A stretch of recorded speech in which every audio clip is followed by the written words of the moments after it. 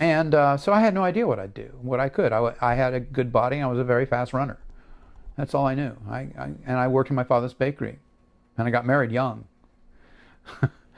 And I simply took a creative writing class at San Francisco State.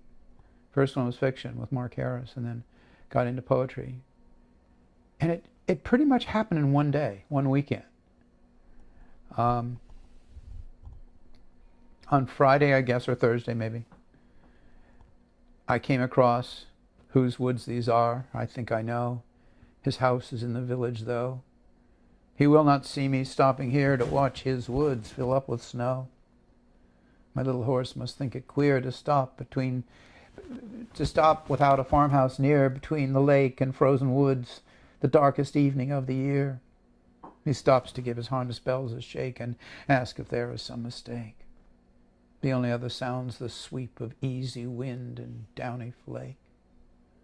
The woods are lovely, dark and deep. But I have promises to keep and miles to go before I sleep. Miles to go before I sleep. See, you got to say it just right so it doesn't sound the same. Anyway, that bowled me over. I mean, here I was, 190-pound fullback, reading poetry, this effeminate stuff. And in those days, we were pretty conscious of that. Art was associated with effeminacy. Even then, it was just, we live in a very archaic time. The 50s is archaic. And that poem had an atmosphere, had a world, had a texture, had a mood, had everything I wanted. I didn't understand what it was, but I loved it. I loved the music right away. That weekend, I went with my girlfriend, June Eby, and we went to Point Reyes, this beach, beautiful beach.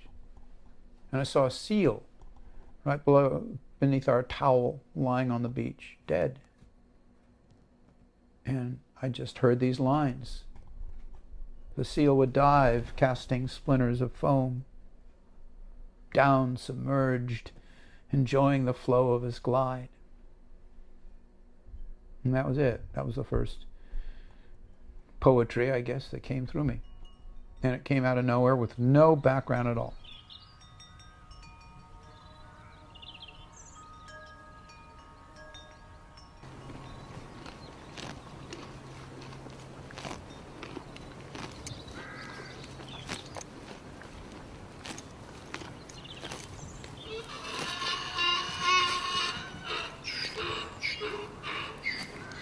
Well, it started in Ireland, and I heard that braying sound, and it seemed to me the perfect sound of eccentricity.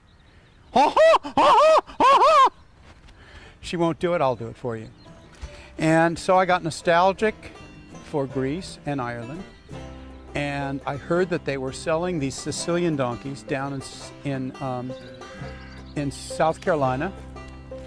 And my little daughter and I drove in that blue station wagon over there down to South Carolina, and we got the first one, whose name was Don Quixote, and put this little guy in the back of that station wagon, drove along I-95, and people with cameras like yours were going nuts trying to understand what was going along the highway.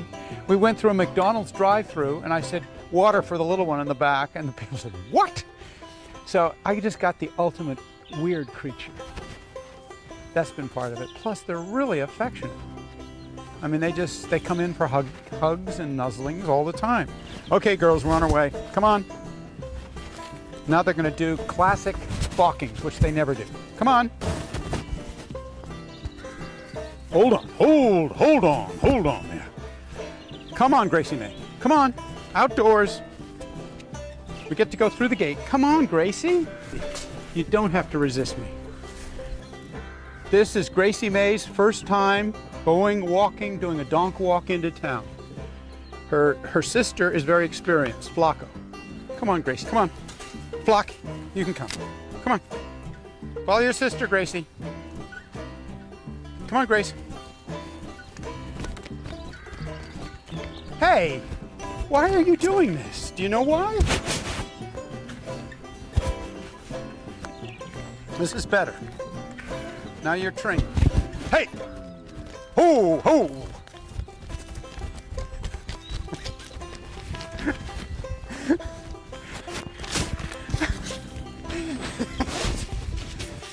What are you doing? You're doing show.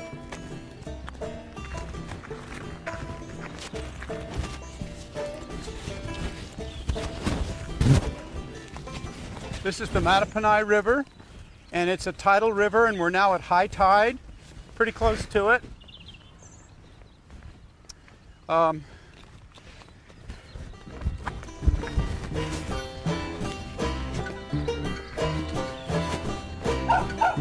Blocky.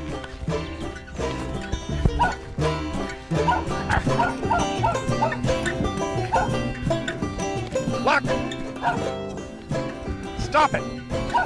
Don't you want to go further than you've ever gone before? Don't you feel ambitious? Blocker, teach her the way. Teach her the path. Hold it, hold it, hold it, hold it. Okay, I think the girls need to go back home. They're just wilder than ever. I mean, maybe it's because Blocko isn't getting her huge attention. Because normally we just peacefully go, hut-da-da-ta, hut-da-da-ta. But neither of them are peaceful, and they do parodies. Flacco taught her how to be a wild donk, or maybe it's the other way around.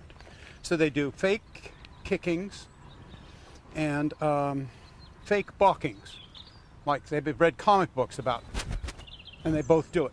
Or they go ass to ass, and they do like sit-ins. I want nothing to do with you.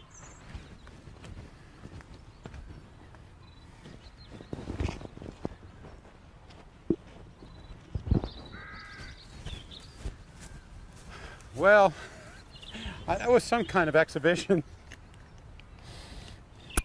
What did you exhibit? What did you exhibit? Why did you act like a donkey? You're just a little bunny. Oh, Flocky. Gracie May, come on over here. Come on over here now. I told you to get over here.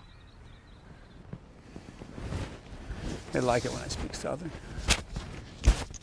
The guy's definitely got kind of a legacy to his name. I mean, my friend has taken him before, and like we were comparing classes that we've taken, and she was like, "Oh, you get Sange? Awesome! He's gonna be like the coolest guy ever. Yeah. You get to meditate." And then I had other people who were just like, "He's gonna make you meditate every class. Yeah. He's gonna make your ears bleed." But no, I love it. It's great. On Rate My Professors, I use that to choose all my professors, and he's like startlingly mixed reviews, and they were all like, I don't know, meditation doesn't sound so bad. It could be worse. Yeah. Then I took the class and I was like, these people are so frigid. If you can't just sit down and enjoy 20 minutes of silence. Yeah, even if it makes you feel awkward, you could at least take a nap. He's a very polarizing figure. He is. You can tell because tonight was one of the first nights we've ever seen like full attendance in the class ever. Yeah, I know. And it's because some people, I feel they just are like, this class isn't important at all. And I feel a lot of people think that way. The class I had with him before was actually smaller than this. And really? That's where we wrote like our own poetry. And so we actually like made a tight circle, like he was part of it, and we had a prompt before each class, and we would come in with something and read it.